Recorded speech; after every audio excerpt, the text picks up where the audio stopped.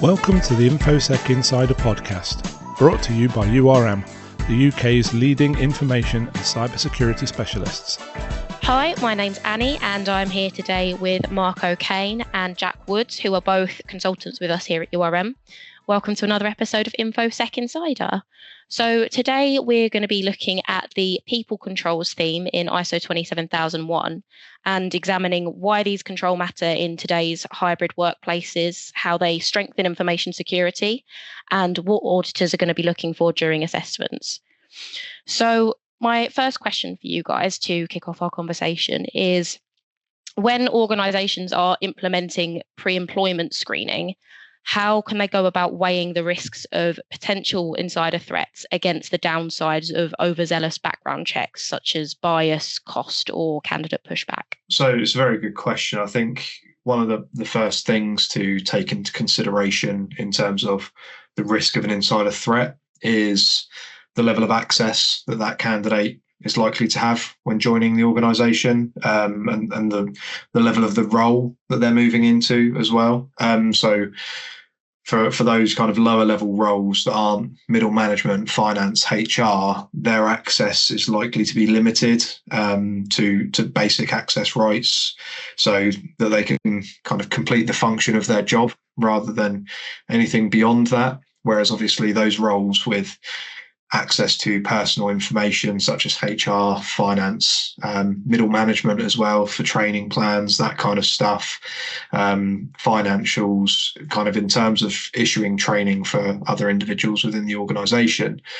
I think that's something to kind of take account of in terms of the level of risk, because like I've said, if they're moving into one of those kind of lower level roles, and I say lower level in terms of access rather than importance, but in terms of lower level access, the risk is kind of much less, I would say, because they don't have the ability to access that potentially confidential or strictly confidential information, or personal information even, that someone in a kind of more senior role might have.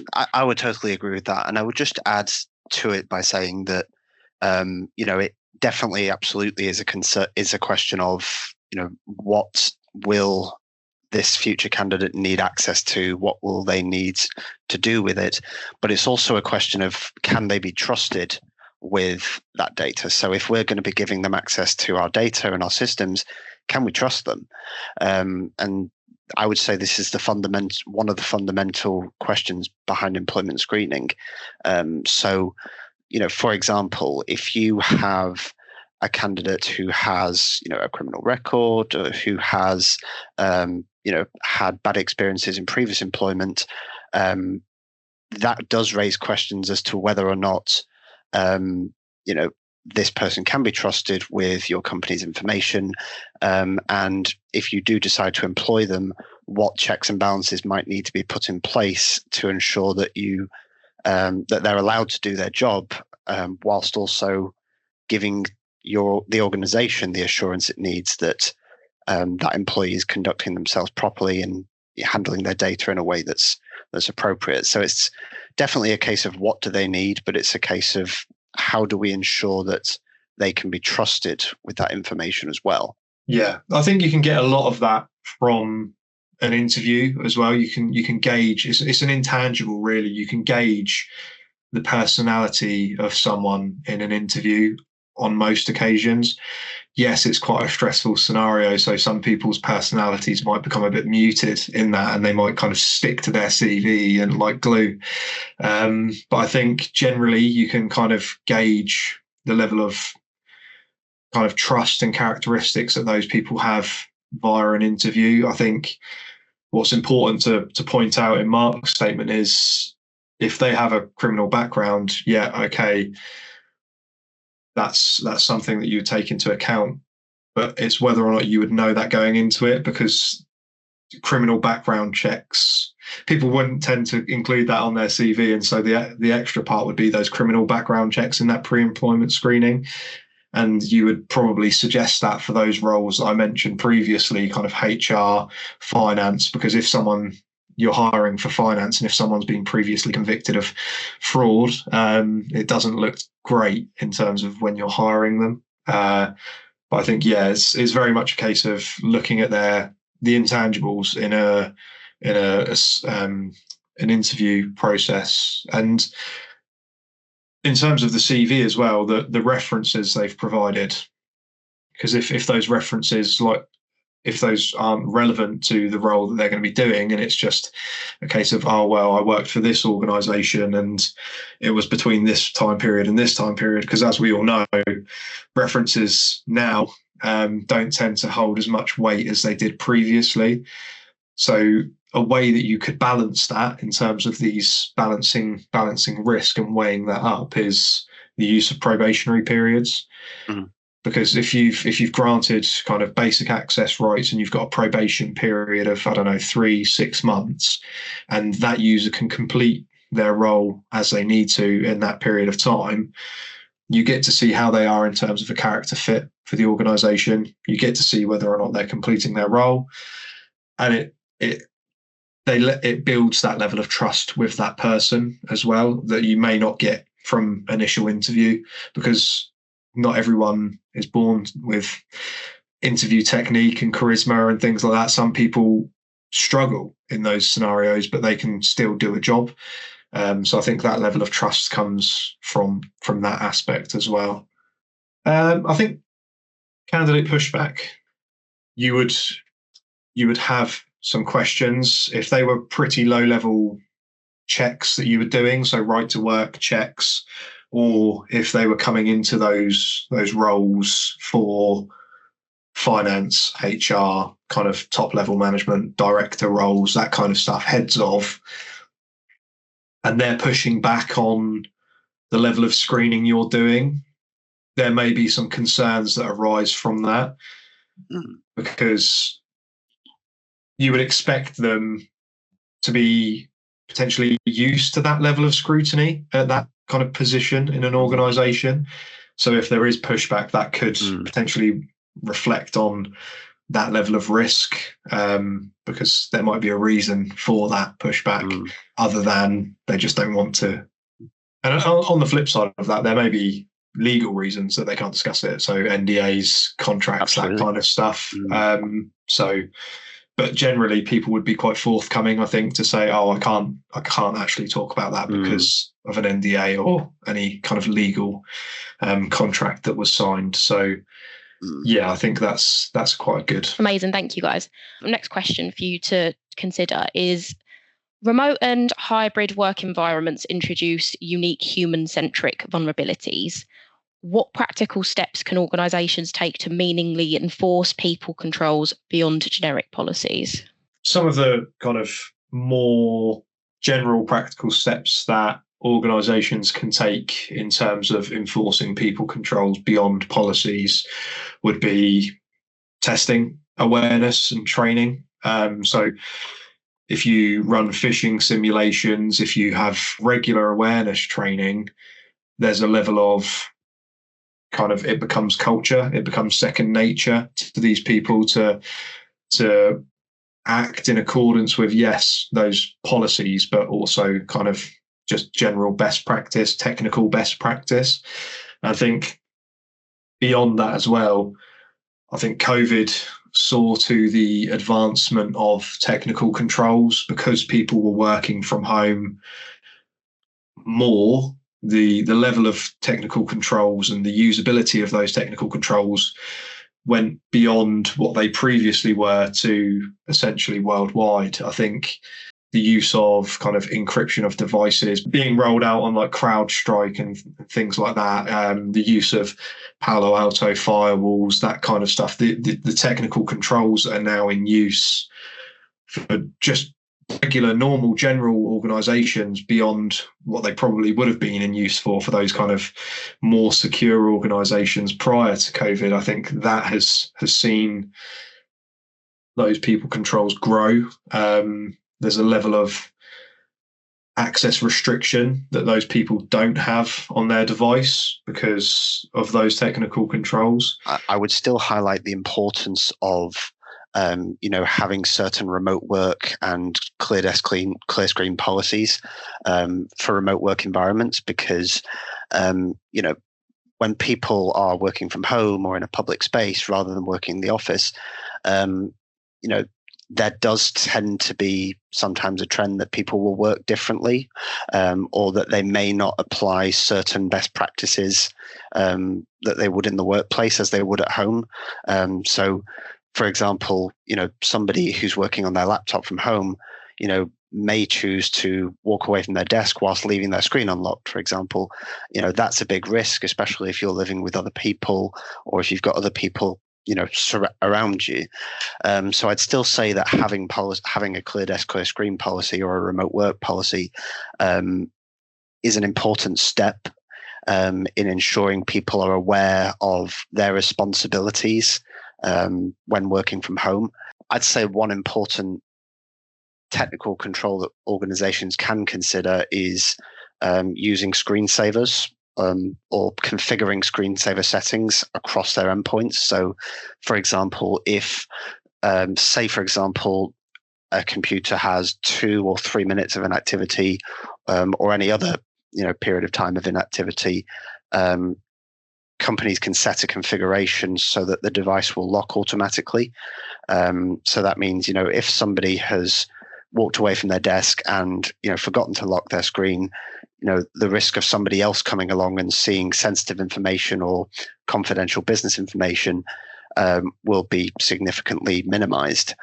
I think another one would be the use of BYOD, bring your own devices. It's sometimes coined as bring your own disaster as well for those that are more pessimistic and risk averse.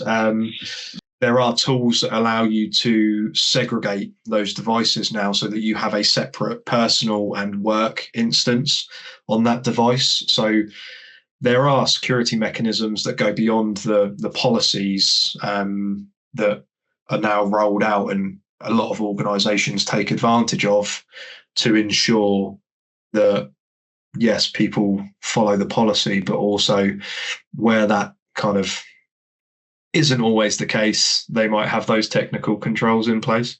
For me, it just highlights a fact that since more and more people are working remotely, in terms of putting practical steps in place to address the people risks, the technical controls really do play an important role in that, and IT departments and IT personnel really have an important role to play in addressing those risks. But another thing that organizations can do, just talking more about the technical side of things, is more and more companies are using monitoring tools now to monitor their endpoints regardless of whether people are in the office or working from home. So having tools like Azure or Intune and similar applications allows you to see what activity is occurring on your endpoints and your laptops. And it allows you to see if there's any suspicious or anomalous activity occurring, and allows you to have that oversight over what's occurring on people's laptops, even if they're not in the office. Next one for you guys. How can organizations ensure that incident reporting for information security is both mandatory but also non-punitive, so that employees feel safe to report without fear of reprisal?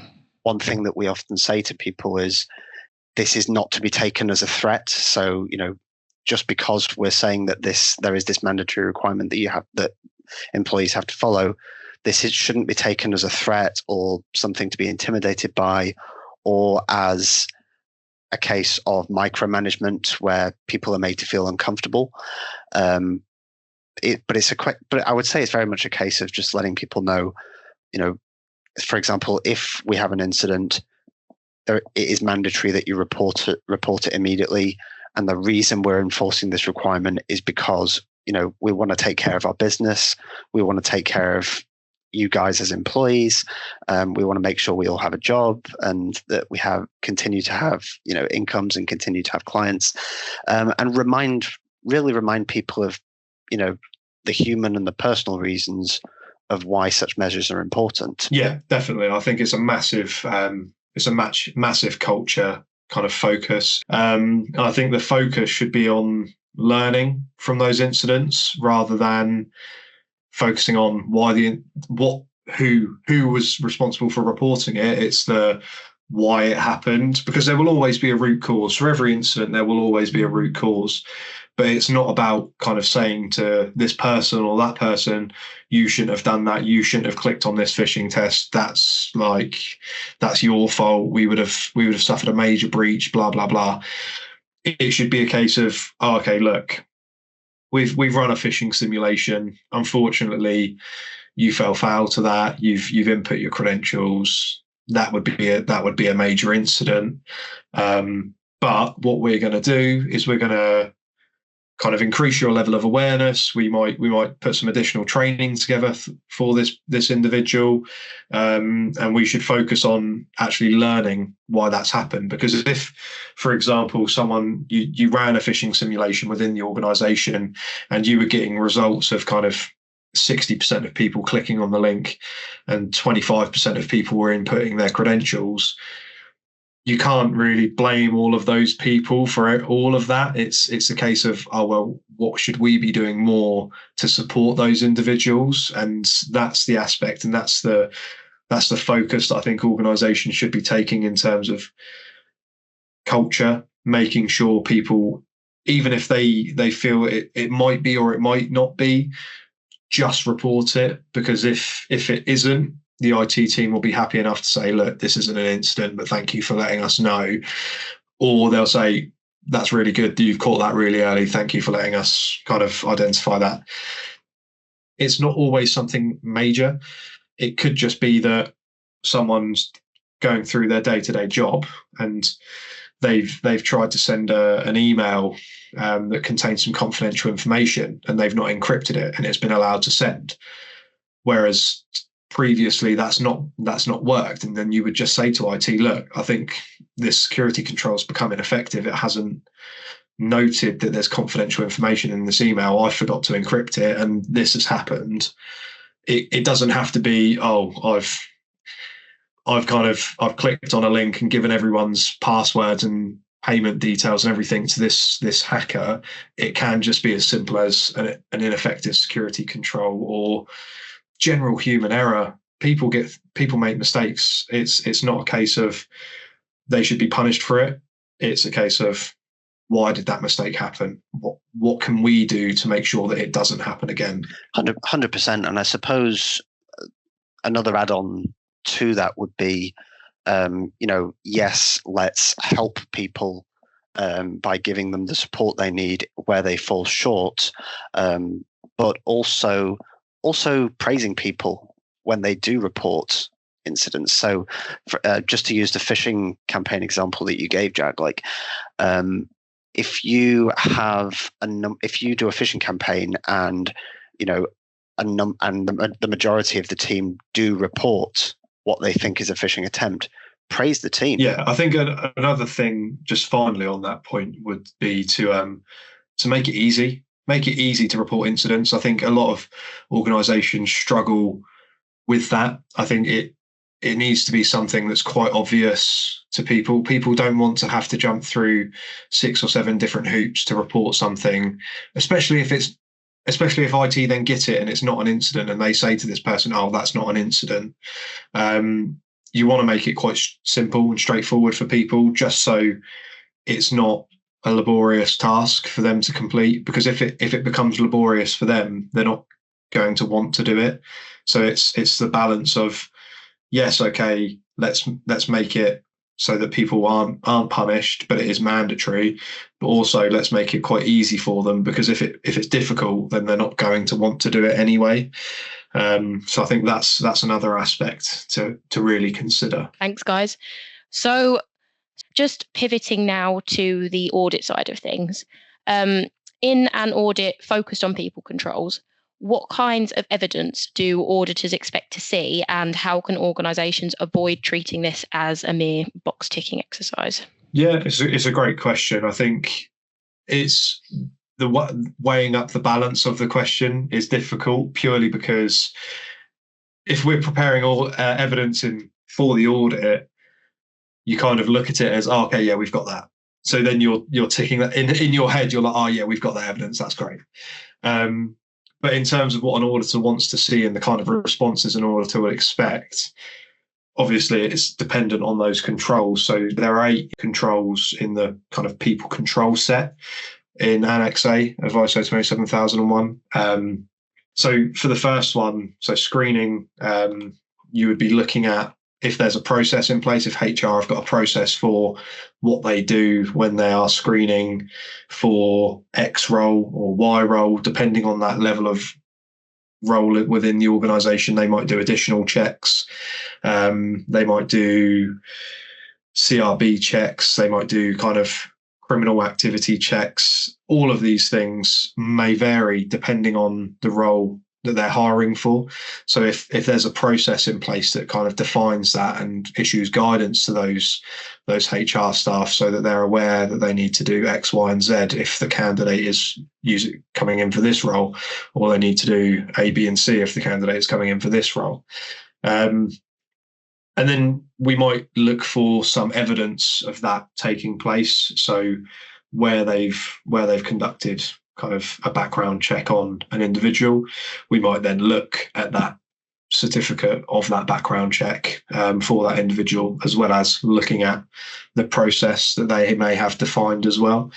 And then in terms of the next control, so terms and conditions of employment, so we might look at, well, we would tend to expect to see a standard kind of contractual template, which includes clauses relating to confidentiality, data protection or personal information protection, and intellectual property. Those kind of clauses we would expect to see within a templated contract. And then what we would tend to do beyond that is actually see, okay, that's what your template looks like, but let's make sure that you're actually using that for the individuals you're hiring as well. So you might look at a recent example of someone who's joined the organisation, compare those contracts and make sure that the clauses match up and that everything's kind of included in that, just so that they don't say, oh yeah, we've got a contract template, and then when we look at an actual contract, it's not anything like that. So that's a couple of things to consider there in terms of what we would expect to see. When somebody is joining the organization, one thing that auditors will check is how have they been briefed on their security obligations after joining. So one way that this is often evidenced is the auditor will ask, do you have an induction checklist? Does this contain a requirement to be briefed on security obligations, such as how to handle your equipment, how to, does it have a requirement to read your security policies? Do you have proof that your induction checklist was applied to recent employees? So one way you would evidence this was the case is by getting the signature of their line manager. So, okay, you've just had an employee join the organization. You've said that you have an induction checklist.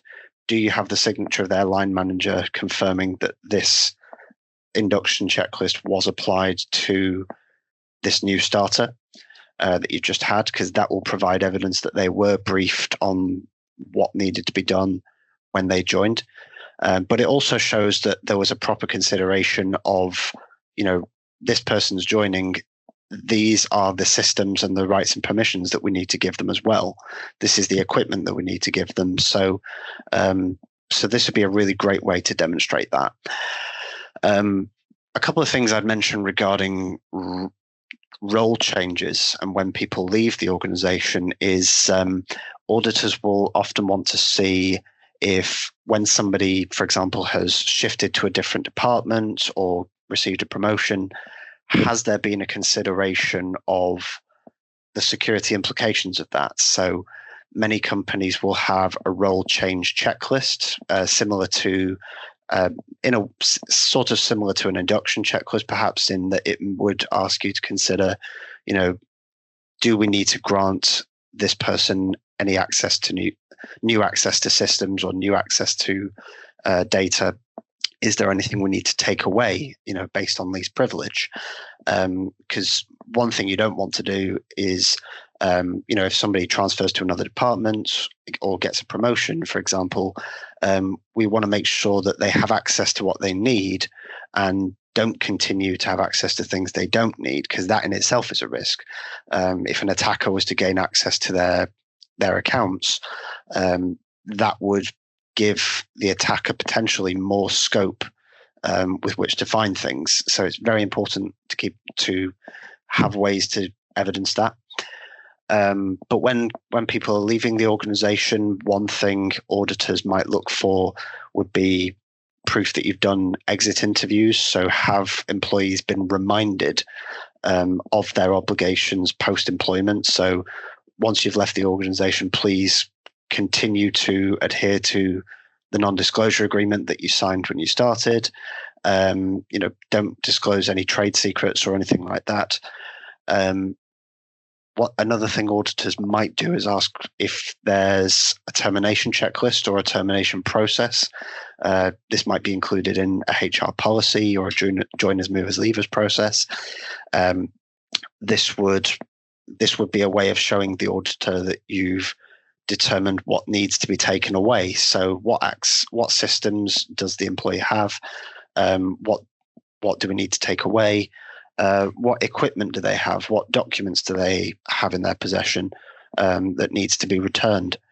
So these would be some of the controls that I would say an auditor might look for as proof of compliance with these requirements. Yeah, definitely. And just to kind of build on the last point in terms of termination, if for whatever reason the employee doesn't want to attend an exit interview or they don't have an exit interview process, another method for achieving kind of reminding the leaving employee of their ongoing obligation to adhere to kind of confidentiality and non-disclosure agreements would be through the use of a termination letter.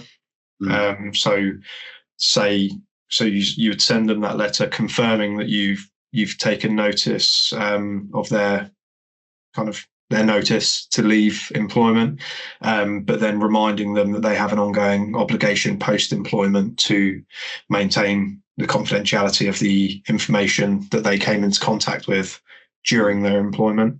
But then a couple of the other controls to kind of think about then, and the kind of evidence that we'd be looking for. So in terms of disciplinary process, kind of does what it says on the tin, really.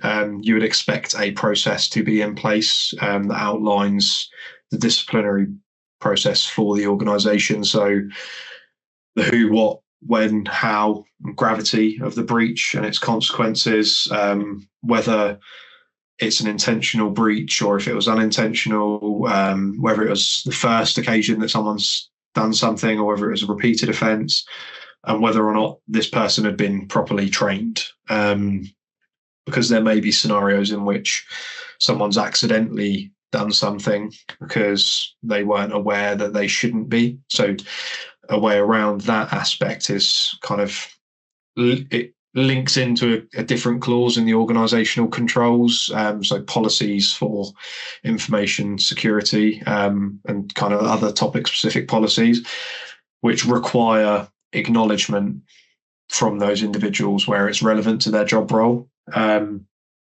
So that kind of bridges that gap in terms of ensuring that that person's properly trained and that they're aware of the documentation and what they should be adhering to. But I think another key aspect that we tend to look for in this disciplinary process is, in terms of misconduct and gross misconduct, examples should be or should include things such as breach of internal policy procedure, that kind of information. And then in terms of kind of gross misconduct, it would be serious or repetitive breach of those internal policies, procedures, or kind of confidential information. That kind of stuff we would expect to see as an example of misconduct and gross misconduct, just to ensure that people are aware of the consequences of their actions should they breach those policies or procedures. And then we talk a little bit about, in terms of something that we've discussed earlier, in terms of remote working, The control asks for security measures essentially, but it doesn't tell you what they need to be, as is usual for 27001. But things that we've discussed earlier, so those technical controls that you could implement, so Azure kind of Intune, that kind of stuff, the firewalls, the use of VPNs, all of these things could be rolled out. Yes, they're not easy. Well, they're not necessarily the easiest things to evidence in an audit, but you can show a dashboard to say, look, all of our devices are rolled out with these controls as a baseline. It needs to be they need to have connection to the VPN to access any information. And then you might even have a remote working policy, or an addendum within an acceptable use policy, for example, to say that the rules for acceptable use of assets is the same even if you're working remotely, to make sure that those measures are in place. And I suppose another consideration in terms of working remotely is you would probably want to include, if you're working on a train or in a coffee shop, that kind of stuff, the potential risk of shoulder surfing. So people might be able to view your device from kind of seats opposite or in reflections, etc. So you may include the need for screen filters on devices, or you may say via policy, no one is permitted to work in those public spaces without a screen protector or those kind of measures in place.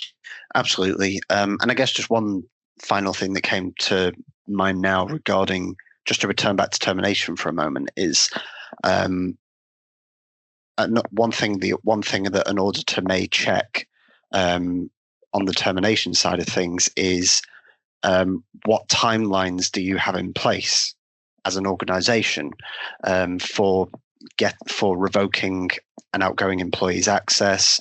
What timelines do you have in place for getting any equipment back? Because timelines like these allow you to hold yourselves accountable. So if your HR policy says outgoing employees will have their access suspended within 24 hours of that termination, that gives you a good time frame, for example, within which to ensure that access is suspended and that equipment is acquired. So yeah, that would be the last thing I would mention. Yeah, definitely. And then I think in terms of the last control, I think we've covered all of them now, apart from event reporting, information security event reporting. So in terms of what an auditor might expect to see as evidence for that control, we would expect to see an incident management process. Generally, it's not part of this control, but it kind of links back to the controls in the organizational controls. So 524 to 528, 6.8 links to those. And so you would expect to see an information security incident management process. And then within that process, you would expect information that would be issued to staff on how to report an incident. It doesn't have to be in that document. So, for example, if that's not a document that requires mandatory reading and that's only relevant to the incident management team, you might include information on how to report an information security incident as part of your acceptable use policy. I've seen that quite often. So there'll be a section within there that states that you need to report any potential or observed incidents to the IT team or to the help desk or to whoever it concerns, just so that they're aware. So that's something else that we would expect to see. And then based on the process itself and where that information is, we might want to see evidence of a ticket as well, or of an email reporting an incident, or whatever the mechanism is for reporting incidents. We may want to see, or we will want to see, evidence of that taking place Obviously, there will be some occasions where, for an organisation that has recently implemented the management system, that might not be possible because the incident management process is a recent addition. So there will be no examples of any incidents prior to the process being kind of ratified and communicated out to the organisation that an incident has happened. So that might not be possible, but what you would expect at the next time round. So if you're implementing management system and you're going through stage 1 and stage 2 and you don't have any incidents at that point, I would expect a certification body to come back at your continued assessment visit, and for one of the first things they ask to be, have you suffered any incidents? Because we're aware that obviously during your stage 1 and stage 2, we couldn't see that process in action. Has it been? What did that look like? And then they would cover it off then. Amazing. Thank you so much for your time today, guys. And if any of our listeners want to ask Mark and Jack a question about ISO 27001, you can submit a question using the form on our website, which is going to be linked in the description for this episode, or by putting it in the comments of this episode. So thank you very much. Please send in your questions and we will see you next time.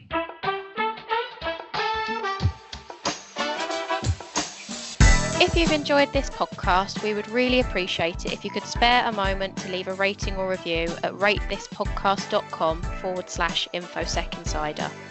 To listen to more episodes, you can find us on Spotify, Apple Podcasts, YouTube, and Podbean. Thank you for listening to URM's InfoSec Insider podcast. For more information, visit our website at urmconsulting.com.